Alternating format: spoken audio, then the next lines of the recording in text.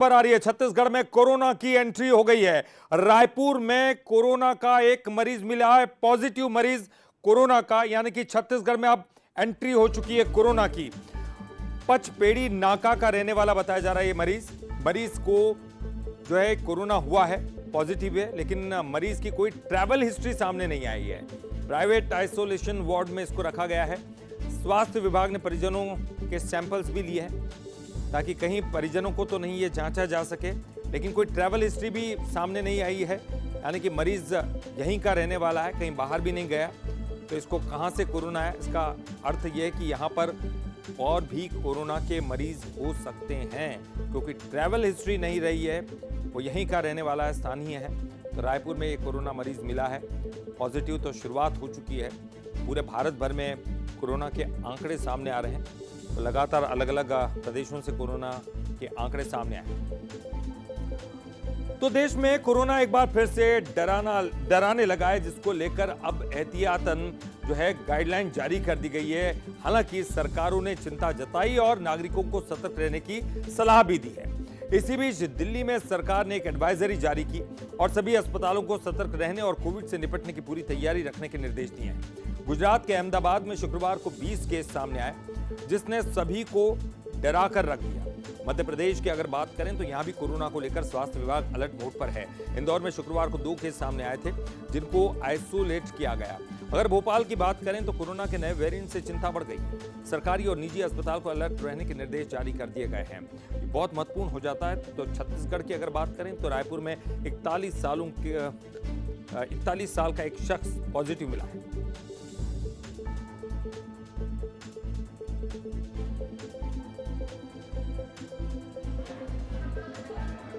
Covid के नए variants बीच बीच में आते रहते हैं। उनमें से कुछ कम इन्फेक्टिव रहते हैं, कुछ ज़्यादा इन्फेक्टिव रहते हैं, कुछ बिनाइन रहते हैं जो अननोटिस चले जाते हैं। अभी हमने फिर से एक कोरोना का रिसर्जेंस देखने को मिला है।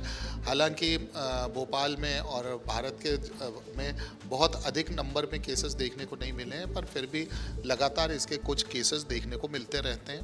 जो 33 साल की उम्र पे जो है मरीज है, उनकी ट्रेवल हिस्ट्री जरूर केरल की निकली है।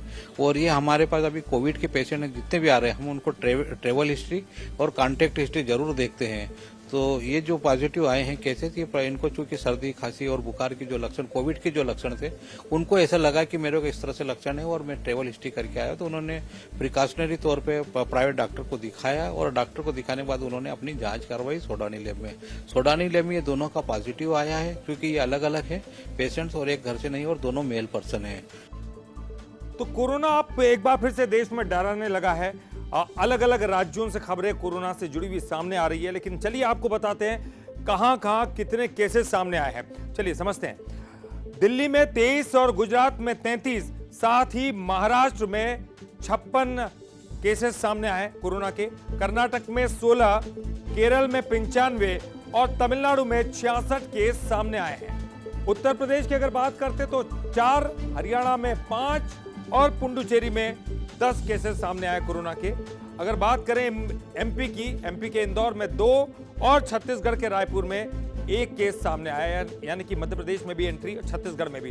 दिल्ली में 23, गुजरात में 33, सबसे ज्यादा महाराष्ट्र में 56 मरीज दिखाई दिया। कर्नाटक में 16, उससे भी ज्यादा केरल में 95 है, तमिलनाडु में 66। तो देखिए लगातार जो है कोरोना के मरीज बढ़ते जा रहे हैं। चिंता स्वाभाविक है, लेकिन डरने की जरूरत नहीं है।